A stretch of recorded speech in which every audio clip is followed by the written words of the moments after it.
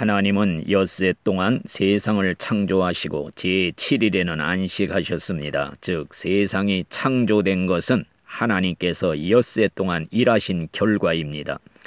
제4계명은 엿새 동안 힘써 일하고 안식일을 거룩히 지키라는 것입니다. 엿새 동안 힘써 일하지 않는 자는 안식일을 온전히 지킬 수가 없습니다.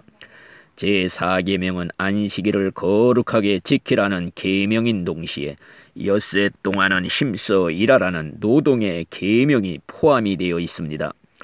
엿새 동안 힘써 일하라는 노동의 계명은 하나님이 인간에게 주신 가장 오래된 계명입니다. 전도하라는 명령보다도 먼저 주신 명령입니다. 하나님은 인간에게 땅에 충만하라, 땅을 정복하라, 땅을 다스리라 하였습니다.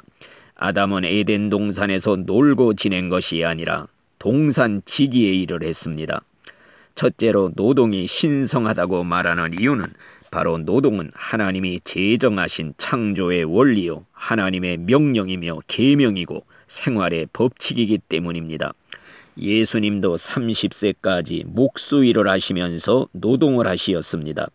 사도 바울도 친히 손으로 천막 만드는 노동일을 하면서 복음을 전했습니다. 오늘날 엿새 동안 힘써 일하라는 6일 노동제가 무너지고 5일 노동제 혹은 4일 노동제가 됨으로써 사회가 도덕적으로 부패하게 된 것입니다. 사람들이 시간이 남아 돌아가게 되니까 죄질 생각을 하게 되고 쾌락을 찾아다니게 되고 일거리만 만들게 된 것입니다. 성경은 태만함과 게으름을 책망하고 있습니다. 그래서 성경에 일하지 않는 자는 먹게도 하지 말라 그랬습니다. 또한 시간을 낭비하고 정력을 낭비하는 것도 책망하고 있습니다. 둘째로 모든 사람의 직업은 하나님이 정해주신 생활의 터전입니다.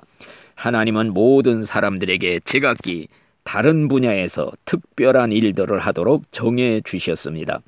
각자의 생활의 경계에서는 하나님이 정해주신 것입니다. 그러므로 내가 가진 직업은 하나님이 주신 천직인 줄을 알아야 합니다.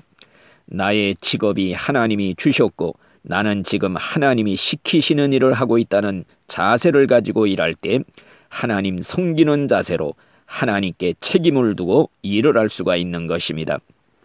성경에 보면 무슨 일을 하든지 마음을 다하여 주께 하듯 하고 사람에게 하듯 하지 말라.